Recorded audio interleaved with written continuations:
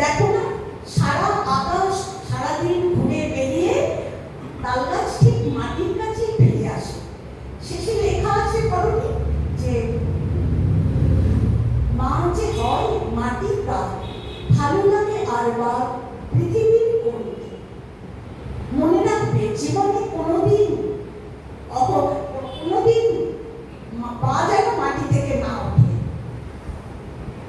শুধু ছোটবেলার কথা খুবই মনে আছে। এবার একটু বড় হয়েছে যখন, তখন বাবা কাজে যখন খুব ব্যস্ত থাকতেন, তখন একে তাকে ফোন করে বলতেন খুব ব্যস্ত আছি ভাই। তারপর নিজে নিজেই কবিতা আবৃত্তি করে বলতেন, কর্ম যখন প্রবল আকার, করচি উঠিয়া ঢাকে চারি ধার, করচি উঠিয়া ঢাকে চারি ধার, হৃদয় প্রান্তে হে নীরব নাম, শান্ত চরণে এসো। তখন মা বলতেন যদি এতই কাজে ব্যস্ত